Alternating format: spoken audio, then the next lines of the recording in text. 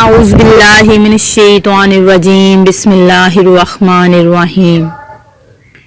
نون وظائف چینل کی جانب سے تمام ناظرین کو السلام علیکم۔ میں اپنا چینل نون وظائف کی جانب سے آپ کی خدمت میں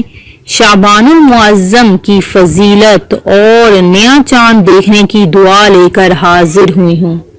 سب سے پہلے ہمارا چینل نون وظائف کو سبسکرائب کر لیں اور بیل آئیکن کا بٹن بھی پریس کر لیں تاکہ ہر نئی آنے والی ویڈیو سب سے پہلے آپ تک پہنچ جائے۔ ام المومنین حضرت عائشہ صدیقہ رضی اللہ تعالیٰ عنہما سے روایت ہے کہ رسول اللہ صلی اللہ علیہ وسلم کا دستور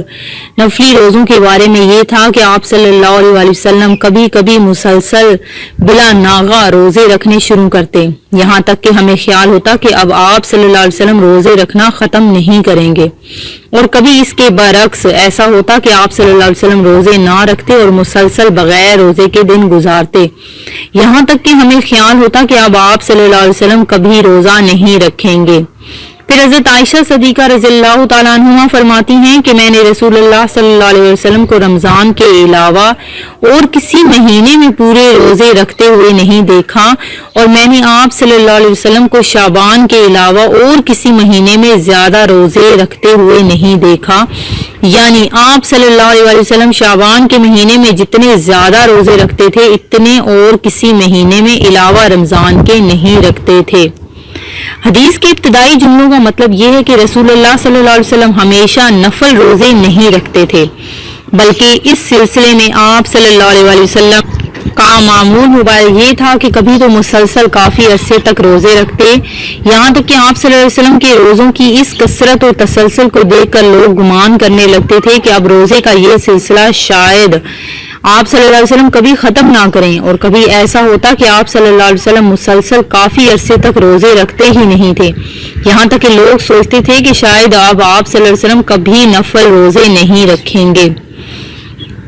شعبان کے روزوں کا اہتمام کرنے سے رمضان کا قرب اور اس کے خاص انوار برکات سے مزید مناسبت پیدا ہوتی ہے۔ شعبان کے ان روزوں کو رمضان کے روزوں سے وہی نسبت حاصل ہوگی جو فرض نمازوں سے پہلے پڑھی جانے والی سنتوں اور نفلوں کو ہوتی ہے۔ اللہ تعالی ہم سب کو سرکار دو عالم صلی اللہ علیہ وآلہ وسلم کی سنتوں پر عمل کرنے کی توفیق اور طاقت عطا فرمائے، آمین۔ حضرت اسامہ بن زید رضی اللہ تعالیٰ عنہما فرماتے ہیں کہ میں نے رسول اللہ صلی اللہ علیہ وسلم سے عرض کیا، یا رسول اللہ، میں نے شعبان سے زیادہ کسی دوسرے مہینے میں آپ کو اتنے اہتمام سے روزے رکھتے ہوئے نہیں دیکھا۔ آپ نے فرمایا، یہ ایسا مہینہ ہے جو ماہ رجب اور ماہ رمضان کے درمیان میں آتا ہے اور لوگ اس سے غفلت برتتے ہیں، حالانکہ اس مہینے میں پورے سال کے اعمال اللہ سبحانہ و تعالیٰ کے سامنے پیش کیے جاتے ہیں، اور میں چاہتا ہوں کہ میرے اعمال اس حالت میں پیش کیے جائیں کہ میں روزے سے ہوں۔ شعبان المعظم چونکہ قریب ترین ہے، آپ نے نیا چاند دیکھ کر یہ دعا پڑھنی ہے، کیونکہ نیا چاند دیکھ کر یہ دعا پڑھنا سنت ہے اور اس کی بہت زیادہ برکتیں اور فضیلتیں ہیں، کیونکہ رسول اللہ صلی اللہ علیہ وآلہ وسلم جب ہلال دیکھتے تو یہ دعا پڑھتے تھے۔ آپ نے بھی اسی ترتیب سے پڑھنی ہے اور اسے یاد بھی کر لینا ہے تاکہ ہر نیا چاند دیکھ کر آپ یہ دعا پڑھ لیں۔ اللہم احلہ علینا بالامن والایمان والسلامت والاسلام ربی وربک اللہ۔ ترجمہ اس کا کچھ یوں ہے کہ اے اللہ، اسے ہم پر امن و ایمان، سلامتی اور اسلام کے ساتھ طلوع فرما۔ اے چاند، میرا اور تیرا رب اللہ ہے۔ قمری مہینے کی پہلی، دوسری اور تیسری رات کے چاند کو ہلال کہتے ہیں، اس کے بعد کی راتوں کے چاند کو قمر کہتے ہیں۔ یہ دعا پہلی، دوسری اور تیسری رات تک پڑھ سکتے ہیں۔ اللہ تعالی ہم سب کو جس طرح اپنے رجب میں بہت زیادہ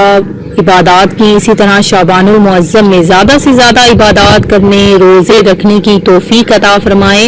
اور اللہ تبارک و تعالی سے میں دعا کرتی ہوں کہ اس وبائی بیماری سے ہم سب کو نجات عطا فرمائے۔